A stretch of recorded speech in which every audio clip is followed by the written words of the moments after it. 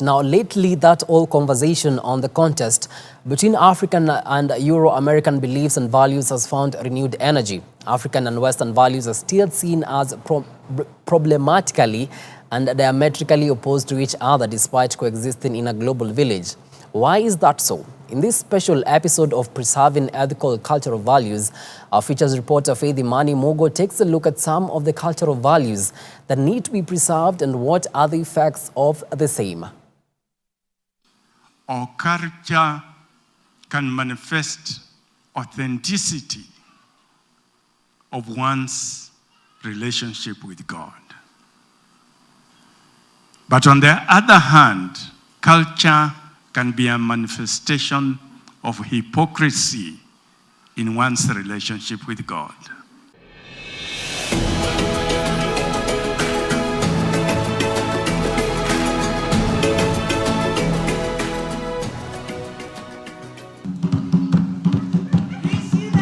At the Africa International University's this year's Culture Week, we met displays of different communities, both in the Kenyan context, African and beyond.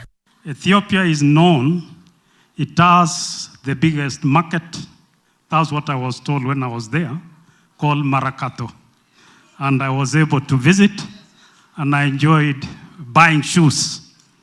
Then secondly, they have the best runners in the world. Africa is endowed with rich, diverse, and indigenous culture. Every African country has its own unique culture and heritage. Apart from sharing one to another, this type of cultural event is indispensable to promote and protect our cultural heritage from the fusion of other alien and destructive ways of life. From the dressing to the way of living and food, each culture is unique. Both Africans and Westerners hold so dearly to their cultures. When people begin to practice certain things, they have an end in mind. And a culture that if we develop or we create, because it can also be created, we can create a subculture that is hedonist, that is hedonistic, just based on pleasure, so that the pursuit is pursuit for pleasure. And so I believe that we must have a higher pursuit. A higher pursuit is to please God.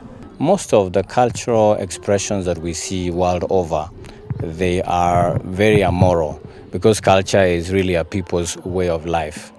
And I would like even to believe that culture is just traceable to human civilization and how it has progressed over time. I even believe that even at the beginning in the Garden of Eden, the first man and woman that God created had a culture that was communicated to them by God. Understanding that we have ethical values that we can preserve and others that we can do away with. To mean that there are cultures that like FGM, which we may not need to preserve. Understanding other people's cultures will help coexist with an understanding. So we are so different from different countries, we can afford to celebrate our unity even in the midst of diversity. So that regardless of where you come from, we can enjoy existing together. When such events are happening, people are able to display their cultures and we're able to learn from them. And also there are some of the cultures that were there in the back that they used to follow, but now we can see the changes that they are making in their various cultures, in their the way they are presenting. I think it's a very good way to interaction, the way students are able to come up, be creative enough to display their cultures, and it's a very amazing thing. I think the students from different countries, what they stand to gain is to learn that, oh, okay, other people are different from us. And those differences, the lenses with which we view them is so that we help them appreciate that what may be wrong in your culture could possibly be acceptable in other culture. However, it is not the superiority of the ethical cultural value systems, and nor is it the absence of similar handicaps and vulnerabilities on either side.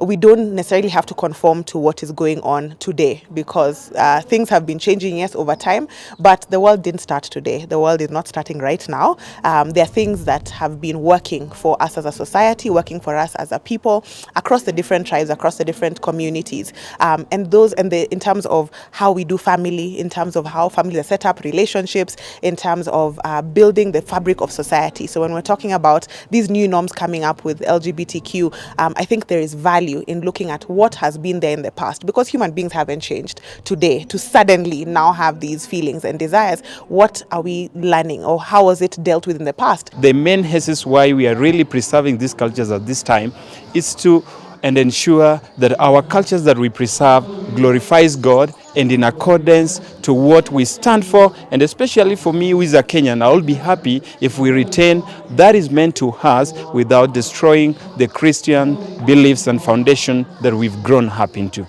In relation to culture, Kenyans, both Christians and non-Christians, have found themselves delving deeper into the ongoing conversations concerning LGBTQ in Kenya and neighboring countries about the same, with many clearly stating that it is not culturally correct.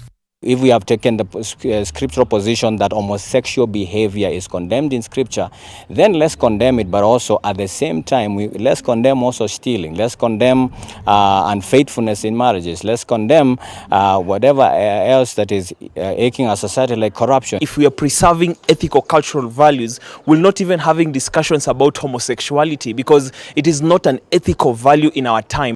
Different people, including church leaders, have taken a strong stand condemning the act in relation to culture and the Bible. What is the ultimate agenda?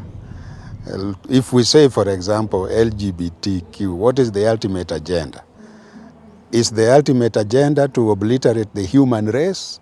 Because those relationships do not end up in any reproduction. So is the agenda to obliterate the human race? Is the agenda to enjoy pleasure, sensuality, and all that goes with it? What is the ultimate agenda? There is no doubt that diversity of cultures influences how individuals comprehend themselves and others. We want to make sure our students understand that culture was initiated by God. This is the way God created things, and we want to view everything in the lenses of the Bible. Individuals' culture's frame is crucial as social, economic, ethical, legal, and spiritual disparities can contribute to cultural discords and imbalanced personalities. In our cultural orientation, we believe that there are many things in the African culture that encouraged fidelity in marriage, that encouraged faithfulness, that encouraged a sense of godliness. In general, getting to know the cultural identity of people and their associated characteristics is important and will positively reflect on achieving stability in communities. The Creator had an agenda. That agenda is articulated in the scripture. Where the scripture and our culture don't agree, it is proper and better for us to find a place, to find a way by which we can align our lives, our cultures, our practices, our traditions in a manner that can please God. Culture can be good or bad, and there is no doubt that culture can define the way people comprehend themselves and others. Faith Imani Mugo for Hope TV Newswatch.